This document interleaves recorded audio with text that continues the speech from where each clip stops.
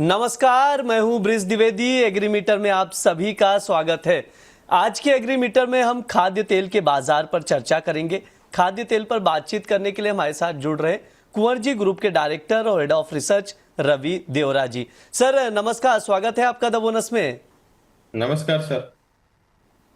Sir बातचीत शुरू करते हैं, आंकड़ों से बातचीत करेंगे, तमाम राय लेंगे आपसे। अभी अगर देखा जाए तो चालू खरीफ सीजन में अभी तिलहन की खेती घट गई है। सर आगे क्या लग रहा है, खेती में आगे सुधार होगा या नहीं? जिस हिसाब से प्राइस है डेफिनेटली सुधार होगा। आई थिंक इतने डाउन प्राइस सारे अदर पीयर्स के और वहां पे सोइंग का रुतबा बढ़ा था। आई थिंक ये मानसून की अनसर्टनिटी एंड मानसून ने दो स्पेल में काफी गैप लिया है। मीन्स के एक पहला बार तो बारिश अच्छी आई, बट दूसरी बार ये स्पेल काफी ड्राई रहा। इस हिसाब से नंबर इंप्रूव नहीं कर पा रहे। मुझे लग रहा है कि अगर मीन्स के ये सप्ताह में या अगले सप्ताह में बारिश आ जाती, आई थिंक अभी भी अगस्त तक का टाइम है, अभी 15 दिन और है। अगर ये 15 दिन बारिश अच्छी नहीं रही तो एक्सपेक्टेशंस कम रखे। बट जिस हिसाब से सोयाबीन सरप्राइज कर रहा है, मूंगफली तो डेफिनेटली प्राइस कंपेरेटिव यहाँ पे इतना ज्यादा रियलाइजेशन नहीं मिला। और अगर लेट बारिश होती है तो यहाँ भी वैसे काफी मीन्स के जो रियलाइजेशन है उसमें डिफरेंस आ जाता है। तो बेसिक मार्केट का फोकस अभी भी सोयाबीन पे क्यों वीक है, वो एक मार्केट को सरप्राइज है। एंड दूसरे क्रॉप ने भी इतना रिप्लेस नहीं किया है। एमपी साइड देखे या थोड़े गुजरात में भी अभी सोयाबीन के ऊपर ट्रैक्शन बढ़ा है, या राजस्थान पे थोड़े बहुत इलाके में देखे, महाराष्ट्र में देखे। तो बेसिक मुझे लग रहा है जी। कि यहाँ पे वैसे सीजन लेट है, वो ही एक रीजन न मानना चाहिए। बट जैसे ही बारिश अच्छी आई, फिर से एक बारिश का स्पेल आया अगले 15 दिन में, ये ड्रास्टिकली एंड बहुत शार्पली इंप्रूव होगा। बट ओवरऑल रियलाइजेशन एंड अगर ये इम्प्रूव भी होता है तो भी मुझे लग रहा है कि जो प्रोडक्शन है वो लास्ट ईयर से काफी कम होगा। सर एक चीज ये भी बताइएगा, अभी आपके अकॉर्डिंग अगर देखा जाए तो सोयाबीन की खेती को लेकर आपका आकलन क्या है?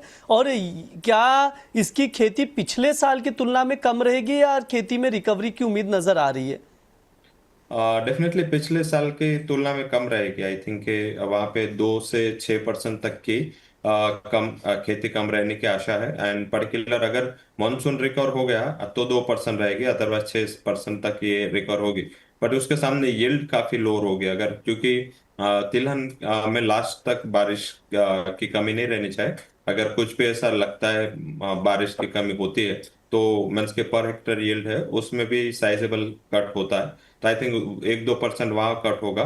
तो ओवरऑल क्रॉप तो मुझे लग रहा है कि लास्ट ईयर के कंपैरिजन में 5 to 7% का मिनिमम डिफरेंस है, वो आ सकता है। एंड ग्लोबली हालांकि हालात अच्छे हैं, डोमेस्टिक यहाँ भी प्रॉब्लम है। सोयाबीन का बैलेंस शीट काफी लूज है लास्ट ईयर का।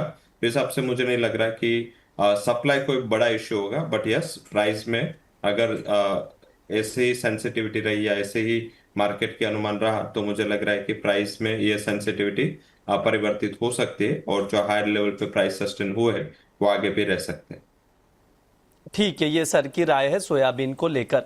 अब सर पाम ऑयल पर भी बातचीत कर लेते हैं, आंकड़ों पर नजर डालें तो ये जो पाम ऑयल का इंपोर्ट है 14 महीने के निचले स्तर पर पहुंच गया है। और ये अप्रैल 2025 के बाद देखा जाए सबसे निचला स्तर है। सर आगे क्या लग रहा है, आगे भी पाम ऑयल जो है इंपोर्ट कम रहेगा या इंपोर्ट में सुधार होगा? ये महीने सुधार होगा। लास्ट 2 महीने से देखे तो प्राइजेस में काफी बड़ा उछाल था। एंड वंस के अभी थोड़ा बहुत पाम ऑयल की तरफ देखे तो ग्लोबली सप्लाई के भी काफी इश्यू हमने लास्ट ईयर फेस किए थे। जब अवेलेबिलिटी की जरूरत होती है तब इतनी अवेलेबिलिटी नहीं होती। और हमारे पास सोयाबीन अच्छा था, हमारे पास सरसों अच्छा था। तो जो भी हमारे पास अदर एडिबल ऑयल है उसका पर्याप्त मात्रा में हमारे पास स्टॉक था। प्लस 2-3 साल से सरसों एंड सोयाबीन में पैरिटी का अभाव था। इस हिसाब से यहाँ पे डोमेस्टिक में सोयाबीन बाहर निकल जाता था, आरएम सीड बाहर निकल जाता था। बट इस हिसाब से देखे तो इस साल अच्छा है, पैरिटी काफी स्ट्रांग रहा है। तो इस हिसाब से मुझे लग रहा है कि इंपोर्ट की कम जरूरत हमें पड़ी। तो ये सबसे बेटर रीजन मानना चाहिए कि जिस हिसाब से पाम ऑयल का इंपोर्ट है वो कम रहा है, सामने सोया ऑयल का इंपोर्ट थोड़ा बढ़ा है। एंड पर्टिकुलर देखे तो ऑल ओवर जहाँ जहाँ पे जरूरत थी वहां पे वैसे देखे तो थोड़ा इम्पोर्ट रहा है। थोड़े पाम ऑयल में भी वैसे देखे तो एफएमसीजी इंडस्ट्री का भी ग्रोथ, आप लास्ट ईयर देखे तो एफएमसीजी का जो सेल्स है वो हाई टीन डिजिट पे था या हायर सिंगल डिजिट पे था। इस टाइम लो टीन में है या लो सिंगल डिजिट में है। तो सेल्स भी एफएमसीजी कंपनियों का काफी कम हुआ, तो वो भी एक फैक्टर हो सकता है कि डिमांड का भी फैक्टर है, साथ में सप्लाई भी अवेलेबल नहीं थी, और हमारा उसके अगले साल का जो मीन्स के इम्पोर्ट था पर्टिकुलर अप्रैल तक वो काफी आया था, तो स्टॉक काफी अच्छा था, इस हिसाब से इम्पोर्ट कम हुआ है। जुलाई अगस्त में डेफिनेटली इम्प्रूव होगा। सर एक चीज़ ये भी बता दीजिए कि मौजूदा समय में घरेलू बाजार में खाद्य तेल की डिमांड कैसी नज़र आ रही है? काफी कमजोर है, काफी कमजोर है, डिमांड अभी कुछ है ही नहीं, बट क्योंकि एफएमसीजी इंडस्ट्री अभी भी वेट एंड वॉच मोड में है, और इस टाइम फेस्टिविटी एक महीना डिले थी, अदरवाइज जुलाई अगस्त में अच्छी डिमांड रहती है, बट ये डिलेड फेस्टिविटी की वजह से इस टाइम अभी भी स्पॉट में इतनी इंक्वायरी नहीं है। बट मुझे लग रहा है कि अगस्त ऑनवर्ड जैसे ही अगस्त में आएंगे उसमें इम्प्रूवमेंट होगा, और बाद में टिल दीपावली ये डिमांड सस्टेन होगी। तो थोड़ा डिले है, सीजन डिले है, तो इस हिसाब से डिमांड थोड़ी कम है। आगे जाके अगर बारिश में कुछ ऊपर नीचे हुआ तो स्टॉकिस्ट की भी डिमांड आपको अगस्त में आती हुई दिखेगी। तो मुझे लग रहा है कि अभी डिमांड वीक है, बट सडनली अगस्त के 15 दिन में, पहले 15 दिन में ये रिकवरी करेगी, और आखिरी 15 दिन में एक अच्छी रिकवरी डिमांड साइड आ सकती है। तो उसके लिए तैयार रहे, प्राइजेस कूल भी हुए हाई लेवल से, तो इसका भी फायदा है, वो डिमांड में आ सकता है। सर एक बार थोड़ा सा प्राइजेस पर राय दे दीजिए। अभी अगर देखें तो चालू खरीफ सीजन में तिलहन की बुआई कम है, इंपोर्ट भी घटा है, तो क्या आगे खाद्य तेल महंगा होने की आशंका है सर? शॉर्ट टर्म में प्राइस आउटलुक क्या रहेगा खाद्य तेलों का?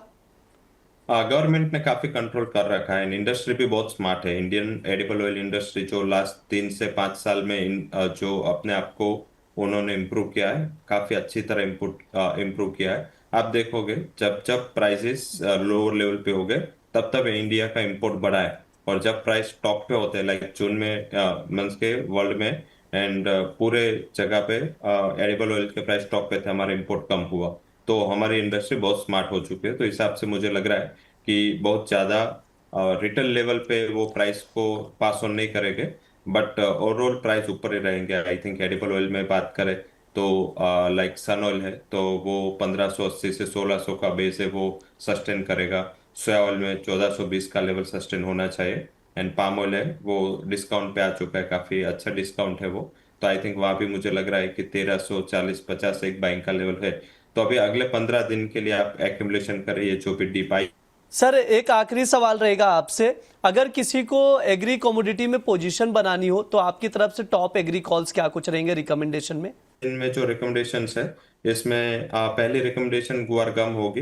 गुआर गम में बाय का रिकमेंडेशन है 12,300 पे बाय करें, 12,120 का स्टॉप लॉस, 12,610 तक के टारगेट यहाँ पे आते हुए दिख सकते हैं। एंड सेकंड रिकमेंडेशन कोरिएंडर पे होगी, 16,520 पे कोरिएंडर बाय करें, 16,380 के स्टॉप लॉस के साथ, एंड 16,800 तक के टारगेट आ सकते हैं। बेसिक रीजन है क्योंकि वैसे भी मैंने काफी टाइम से बोला है कि जब तक मॉनसून रिकवर नहीं होता तब तक शॉर्ट करना पाप है, तो आप यहाँ पे बाई करें, यहाँ पे अच्छा मुनाफा मिल सकता है। और लगातार टर्मरिक एंड कोरिएंडर हमने बाई दिया है और काफी अच्छी प्राइस रिएक्शन देखी गई है, अभी और ये रिएक्शन आगे बढ़ सकते हैं। सर समय भी हो चुका है, प्लीज डिस्क्लेमर भी दे दीजिए प्लीज। जो भी कॉमोडिटीज में डिस्कशन किया है उसमें मेरी कोई पर्सनल पोजीशन नहीं है, कंपनी के clients as well as company के फंड में थ्रू कैश और डेरिवेटिव मार्केट ये पोजीशन हो सकती है। कोई भी पोजीशन लेने के पहले आपके रिस्क के लिए फाइनेंशियल एडवाइजर के साथ कंसल्टेशन जरूर करें। जी सर बहुत बहुत शुक्रिया सर आज की चर्चा में जुड़ने के लिए। ये हमारा एग्री मीटर शो है। इस दौरान तमाम एग्री कमोडिटीज़ पर हम लोग बातचीत करते हैं। इस बार के शो में हमने खाद्य तेल पर विस्तार से चर्चा की है। इसके अलावा आप लोगों को जाते जाते बता दें, अगर आप लोग ऑप्शंस सीखना चाहते हैं तो अमर उजाला द बोनस और कमोडिटी समाचार सिक्योरिटीज एक बार फिर से ज्वेलर्स और एमसीएक्स ट्रेडर्स के लिए 3 अगस्त से सोमवार से शुक्रवार रात 9 बजे 1 महीने की मास्टर क्लास लेकर आ रहे हैं। इस कोर्स में इन्वेंटरी की सुरक्षा, एडवांस बुकिंग की प्रोटेक्शन, कैपिटल और रिस्क मैनेजमेंट कैसे की जा सकती है इसको सिखाया जाएगा। इसके अलावा नुकसान से बचाव के लिए ऑप्शन के जरिए हेजिंग कैसे की जा सकती है इसको भी इस कोर्स में सिखाया जाएगा। तो देर किस बात की, QR कोड स्क्रीन पर है, स्कैन करिए और इस कोर्स में हिस्सा लीजिए। फिलहाल के लिए इस शो में हमारे इतना ही रहेगा, लेकिन आप लोग बने रहिए द बोनस के साथ। धन्यवाद।